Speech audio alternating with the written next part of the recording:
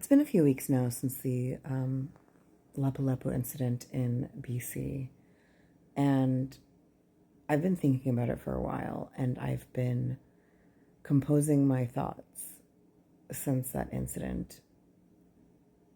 Not because I have anything to say about the incident. I think everything that needs to be said is said, that it's a tragedy, that it's horrible, that we need better mental health support.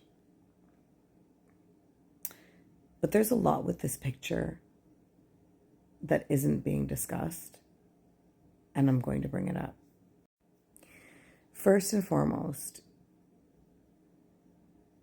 I want to bring attention to the fact that many creators on this platform that are Canadian ran to make content about this, assuming it was a hate crime.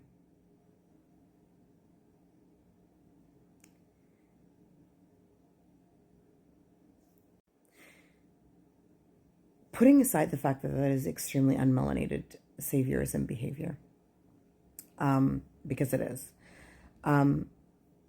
it also put many marginalized communities in danger to simply say those things without the evidence.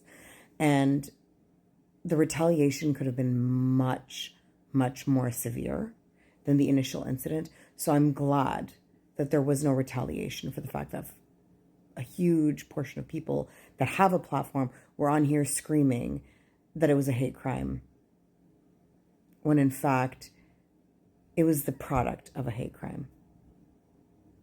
And I'm going to get into it. But before I explain that, I find what's incredibly interesting is that all of these individuals took down those videos and made no further statements about what they did, which tells me that you're weaponizing incompetence, pretending you don't know the harm that you have caused because you know it enough to remove the videos, but you don't know it enough to take accountability and talk about why you removed those videos and highlight the dangers of having done something like this, which further confirms to me that it was about the unmelanated saviorism or the Western saviorism mentality, rather than actually putting the work of caring for individuals that you don't represent. And no, it wasn't a hate crime in the end. But it was the product of a hate crime. And let me explain to you why. About a year ago, a conclusive research came out saying that first generation born and or extremely young immigrants that are at extremely, insanely high risk of mental health issues, and not just mental health issues, but severe mental health issues. We have the highest rate for risk of schizophrenia. Highest rate of risk for schizophrenia. And it was something absurd high. I haven't looked at the research in a while. The number is not fresh on my mind. Somewhere on my profile, there's a video about it. And I'm pretty sure I mentioned it in many other videos as well. But regardless, if we have an extremely high risk of mental health issues due to the trauma of immigration, we need to research the why. And without needing any research, as a first-generation immigrant child, and knowing mostly first-generation immigrant children in my experience as a human being here, I can tell you that it is due to systemic issues, constant systemic microaggressions that when compiled upon each other, in my opinion, are a hate crime. They are child abuse. Pairing with the fact that the exposure of violence that comes to these children is often extremely high.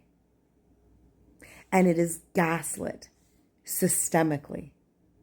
So it's constant systemic abuse and systemic gaslighting, while the parents themselves are caught in the grind of trying to survive their own trauma because they immigrated, but also the systemic abuses that they face as people. And we continue to refuse to recognize microaggressions for what they are, which is A, not micro, and B, hate crimes. In many cases, hate crimes. Whether it's a professional oversight that allows that person to be deprived of eating and feeding their family, or whether it's flat out acts of violence towards them. And then if we're going to go there, like we need to go there, immigration in itself is highly exploitative and is a hate crime. And then we bring these people into societies that are not civilized enough or educated enough or anything enough, adequate enough to support said individuals. Adding the stress to the parents, adding the stress to the child, adding the lack of safety to the child, creating quite literally a system of child abuse. And then at the end, we don't even have the adequate support to prosecute many crimes that are done against racialized children. We have statute of limitations of 2 years for most crimes against children. So by the time that the child is old enough to realize that they've been subjected to a criminal offense because their parents either didn't get it or didn't understand or were too traumatized to do something about it, that child can't pursue that crime. And then they can try through the Human Rights Commission. But I've tried. And we mostly know how that went if you've been with me for a while. And so what I'm seeing is, yes, it did involve a hate crime. A hate crime that literally drove someone to severe mental illness. And that should be a hate crime. That should count as a hate crime.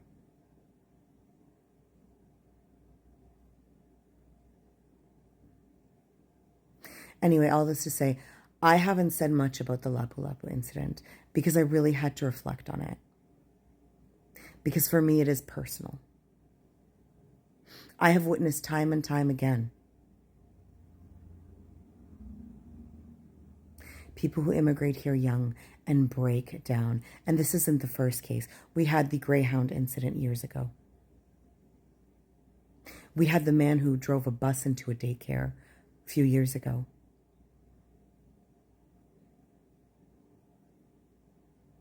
It's not that brown people are more likely to go rogue either.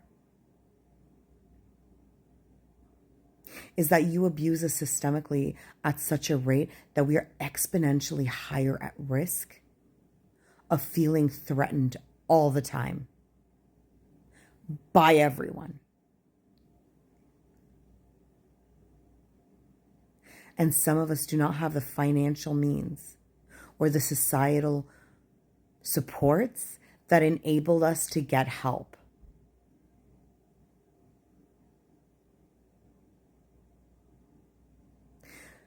So as much as this is a call to action and recognition of the fuckery that is happening in this country, abusing the youngest and the most vulnerable of immigrants, it's also a call out to all these people with big platforms talking about this incident in all the wrong ways to learn how to talk about it in all the right ones.